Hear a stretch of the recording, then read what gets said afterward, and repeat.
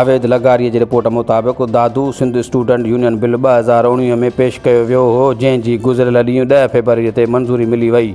1984 खां पाबंदी लॻल सिंध स्टूडेंट यूनियन जी ॿीहर बहाली ऐं बिल मंज़ूर थियण ते शागिर्दनि पारां मिठाइयूं पिणु तक़सीम कयूं वयूं। पाकिस्तान पीपल्स पार्टी जे चेयरमैन मोहतरम बिलावल भुट्टो ज़रदारी साहब के जो शुक्रिया अदा करण ऐं उन सां गॾोगॾु उन्हनि सभिनी जमायतुनि शागिर्द तंज़ीमनि जिन स्टूडेंट यूनियन जंहिं ते 38 सालनि खां हिकु आमिर हिकु डिक्टेटर बैन कयो हुयो, जंहिं ते बैन हुयो 38 सालनि खां पोइ अॼु अल्हम्दुलिल्लाह उहा शइ बहाल थियण ॾांहुं वञे पई। त उन्हनि सभिनी शागिर्दनि खे मुंहिंजे तरफ़ां मुबारकबाद हुजे त असां सभिनी गॾिजी हिकिड़ी जिदोजहद कई हुई। उन जिदोजहद में अल्लाह तबारक व तआला जी ज़ात असांजी मदद कई ऐं असीं उन मां जेको आहे सो कामयाबु थिया आहियूं।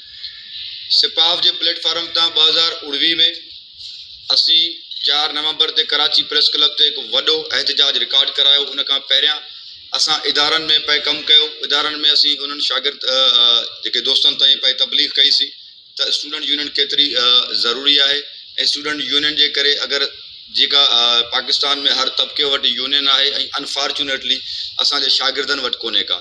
अल्हम्दुलिल्लाह अॼु पाकिस्तान पीपल्स पार्टी जे चेयरमैन बिलावल भुट्टो ज़रदारी, CM सिंध साईं मुराद अली शाह, मुर्तज़ा वहाब, साईं नासिर शाह, उन्हनि दोस्तनि जेके स्टूडेंट्स जे वक़्त जे नज़ाकत खे ॾिसी करे हिननि सम्झो पए त पाकिस्तान जी जेका सियासत जी जेका नर्सरी आहे उहा शागिर्द सियासत आहे, उनखे तरजीह मिलणु खपे। जे अगरि असीं पंहिंजे हिन माहौल में हिन समाज में इन्हनि शागिर्दनि खे नुमाइंदगी ॾींदासूं त असांखे यकीनन उहा सियासी क़यादत मिली सघे थी जेका 38 सालनि खां असीं जंहिंखां महरूम रहिया आहियूं।